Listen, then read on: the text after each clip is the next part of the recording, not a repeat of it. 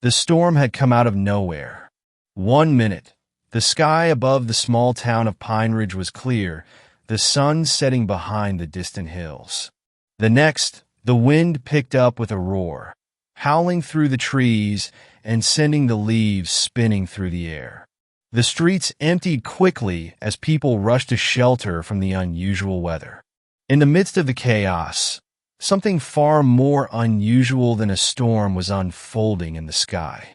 A streak of light cut through the clouds, a sudden burst of fire that left a trail of smoke in its wake. At first, the people of Pine Ridge thought it was a meteor, but the sheer size and speed of the object defied explanation. It didn't fall in a typical arc. It plummeted toward the earth with incredible force. By the time anyone could react, the object had crashed in a clearing on the outskirts of the town, sending debris flying into the air. The ground trembled under the impact. A collective gasp went up from the onlookers who had gathered near the edge of the forest.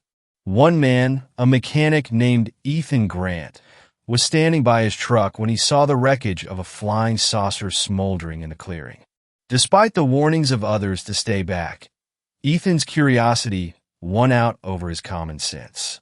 He turned his truck toward the crash site, not bothering to stop. He had seen enough weird things in his life to know that this wasn't the end of the story. It was only the beginning. The wreckage was unlike anything he'd ever seen. The saucer-shaped craft lay on its side, crumpled and smoking, a twisted mass of metal and glowing fragments scattered around the impact zone. As Ethan cautiously approached, he heard a faint whimpering sound, a voice, weak but unmistakable. He froze. His heart raced, but he could not turn away. From beneath the twisted debris, something moved. There, half concealed by shards of metal, was the form of a strange, wounded creature.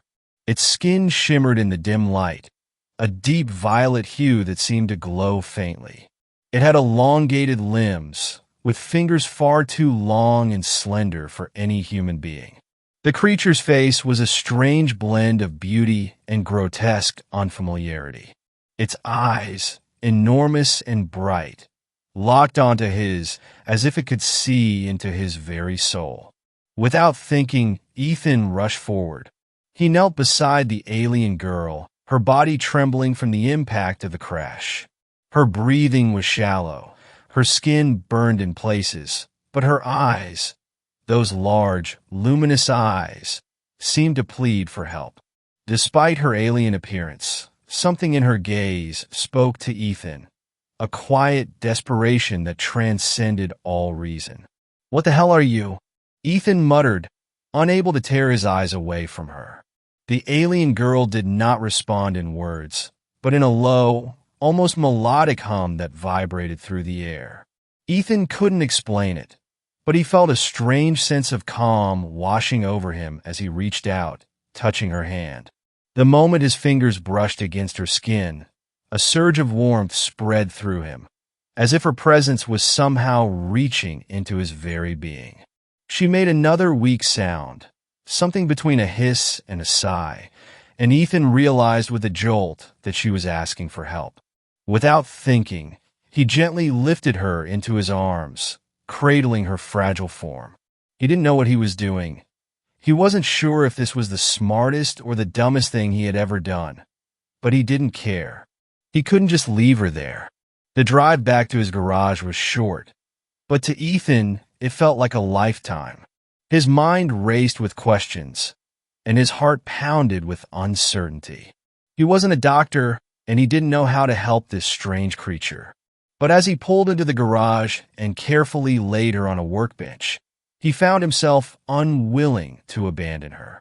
He studied her closely. Her body was unlike anything he had ever seen, her skin metallic and shifting in the dim light. Her wounds were deep, and blood, a strange, iridescent fluid, oozed from several places on her body. He grabbed a first aid kit, trying his best to tend to her, but the more he worked, the more he realized how little he understood. Hours passed. The alien girl's breathing was slow but steady, and her gaze never left him, even when she seemed unconscious. Ethan tried speaking to her, but all he got in return were quiet murmurs and the occasional gesture with her elongated fingers, almost as if she were trying to communicate. It was late into the night when Ethan heard a voice, soft but distinct. "You saved me?" Ethan blinked in disbelief. The girl, though weak, was awake, and her eyes met his with an intensity that made his stomach turn. "I what?" Ethan stammered. "I am Elisar," the alien girl said, her voice low and musical, almost hypnotic. "You saved me, when all others would not." Her words made no sense. "Others? What do you mean? Who are you? Where did you come from?" Elisar's gaze softened, and for a brief moment, her alien features seemed less strange, her eyes less intimidating. "I am from a distant world," she said. "My people, we once traveled the stars seeking knowledge. But my ship was damaged. My people abandoned me. You, human, are the first to show kindness." Ethan felt his heart twist. "They abandoned you? But why? What happened?" Elisar looked down at her hands, her long fingers trembling. "My people, we were afraid, fearful of what I had become, fearful of what they had created. So they left me to perish." A chill ran down Ethan's spine. This alien girl, this strange being from the stars, had been cast aside like an unwanted toy. The thought made him angry, but he said nothing, only reaching out to gently touch her arm. "You're not alone now," he said quietly. "I won't abandon you." Elisar's eyes brightened, and for the first time since he had found her, she smiled, a soft, almost sad smile that lit up her face like the stars she came from. But even as she seemed to relax, Ethan knew that her story wasn't over. She wasn't safe here, not in the human world. The authorities would come for her soon, and he could already hear the whispers of the outside world, of governments, of organizations wanting to exploit her for their own ends. And that thought gnawed at his soul. He was just a mechanic. He wasn't a hero, and he wasn't cut out for saving the universe. Yet in his heart, he knew he couldn't let her go, not after what she had been through. The world might call him foolish, might say he was risking everything for a creature from the stars. But Ethan had already made up his mind. "I'll protect you," he vowed, his voice firm. "As long as you'll let me, I'll keep you safe." And for the first time in a long while, Ethan felt as if he had found his purpose. As the night stretched on, the storm outside calmed, and in the quiet of the garage, Ethan and Elisar sat together, two lost souls finding solace in each other's company. It wasn't a happy ending, far from it, but in a world that had abandoned Elisar, Ethan was willing to be the fool who refused to let her perish.